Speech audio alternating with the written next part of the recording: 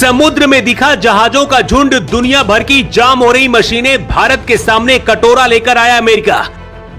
घायल ईरान ने छोड़ दिया ब्रह्मास्त्र, अमेरिका को भी नहीं थी उम्मीद क्या नक्शे से गायब हो जाएगा इस्लामिक देश।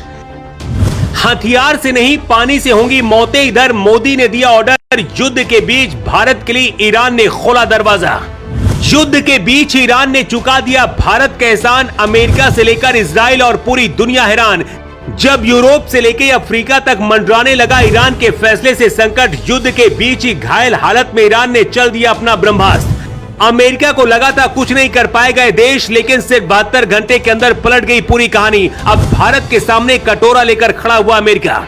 ईरान ने जैसे ही बंद किया तेल का रास्ता, कतारों में खड़े हो गए दुनिया भर के जहाज। करीब 40 जहाज भारत के भी फंसे, लेकिन कहते हैं ना, कई बार फैसले दिमाग से नहीं बल्कि दिल से लिए जाते हैं। ईरान ने साबित कर दिया है कि उसके लिए मुस्लिम देशों से बढ़कर भारत है।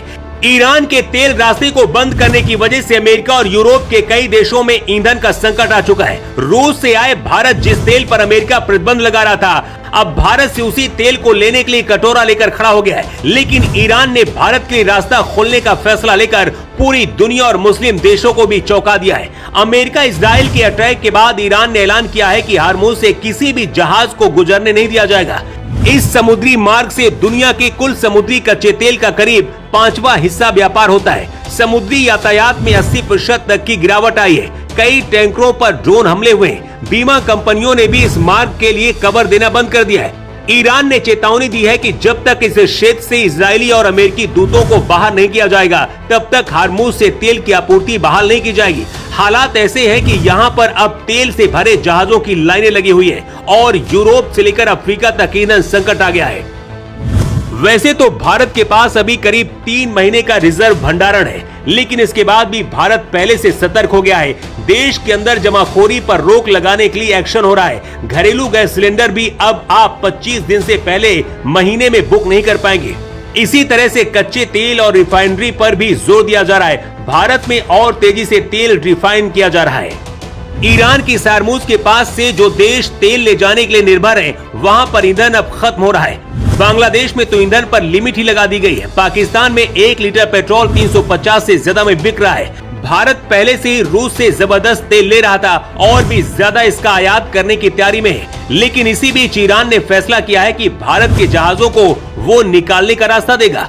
भारत ने अमेरिका इजराइल से बचाकर ईरान के एक जहाज को केरल में शरण दी है और भारत में ईरान के करीब 180 सैनिक और क्रू मौजूद है। शायद ईरान इसका ही एहसान चुकाने के लिए ऐसा फैसला ले रहा है। ईरान अगर भारत के लिए रास्ते खोलता है तो भारत पूरी दुनिया को उस तेल को बेचेगा और इसके बाद भारत को कई गुना फायदा होगा, क्योंकि अमेरिका, फ्रांस सहित पश्चिमी देश भारत की तरफ अब देख रहे हैं।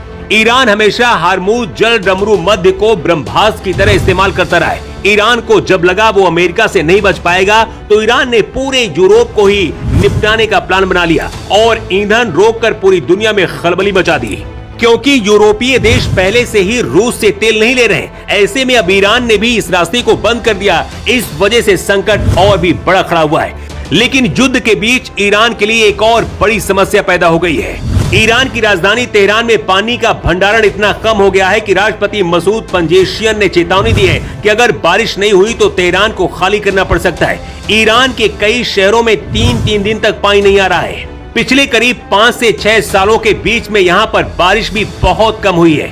25 सेंटीमीटर हर साल पानी ईरान में नीचे जमीन के अंदर जा रहा है। इसलिए ईरान का भविष्य ऐसा लगता है कि जब यहाँ से तेल भी खत्म होगा तो इस देश का अस्तित्व भी खत्म हो सकता है। हार्मुज के पास समुद्र में इस वक्त तेल के जहाजों का झुंड दिख रहा है, जिन्हें ईरान रोक कर खड़ा हुआ है।